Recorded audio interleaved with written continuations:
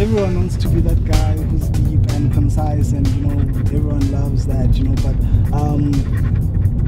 there's always this thing in poetry that says you have to find your own voice, and my voice just wasn't the voice of Saul Williams, and people like that. So I had to just go through that discovery of finding who I was and what my voice should sound like, and so that gave birth to me writing the sort of poem that I write now. So what's the deal with your ex, man? That girl is crazy though. Yeah, I told you I don't want to talk about my ex anymore. Why not, man? Because it reminds me of how much I was in love with her and how much I miss being in love. It's not a bad thing, man. Everyone needs a jolt a little now and again just to remind themselves, to love and be in love and things like that. Yeah, but love is just a waste of energy. Funny you should say that. The other day, I was at McD's, right? And I swear, it's not like I was staring or anything, but this girl was in my field of vision, so inadvertently, my eyes bumped into her.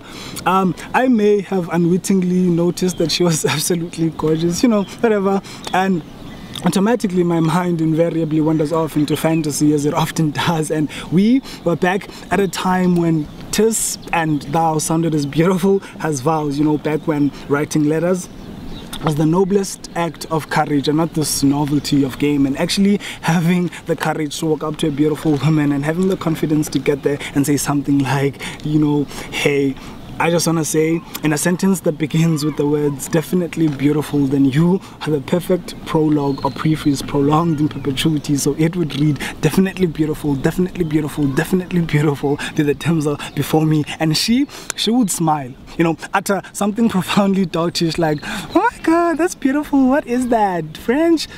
Back then my scared little self could have just sat at my table, wrote her a letter that goes something like, what manner of speech shall beseech my lips to acquaint thy laughter to my humor, for 'tis with trembling fingers doth my brave and curious heart wanders on this page, what longing looks through these eyes to bestow such merit to thy features, quaint ideas of how beautiful the moon would look if it had eyes, a nose and a smile like yours, beautiful stranger, 'tis with you in mind. And then her phone rings.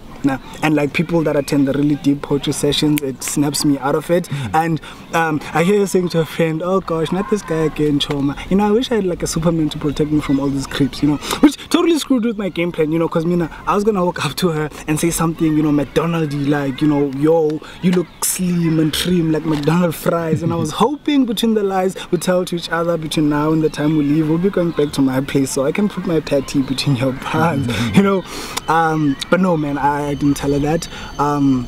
I walked up to her, and I told her I wanted to be a Superman, that I was gonna put on my cape and take her to town so we may dine at Table Mountain, feast on never-ending sunsets, tell her that their eyes remind me of the planet Mercury, for they were the closest thing to the sun. I was gonna teach her to dance to the Neptunes of her heartbeat, for that is what it meant to follow her heart. And that if it was true what they say about women and where they come from, then my missing rib must be Venus, and that men are not from Bruno Mars, although I do think she's amazing just the way she was. And I told her that maybe we should date, because she would never hear me say things like I need my space, because I considered her my universe, my everything, but clearly she had better things to do at the time than go on a date with me. So yeah, it's love thing, man. I told you it's a waste of energy. It's love thing, man. Nice, man. Hey, man. But I still Mr. Lover, man. Yeah, man. Hope never kills. Hope never kills. So I'll find someone. Hey, one day soon.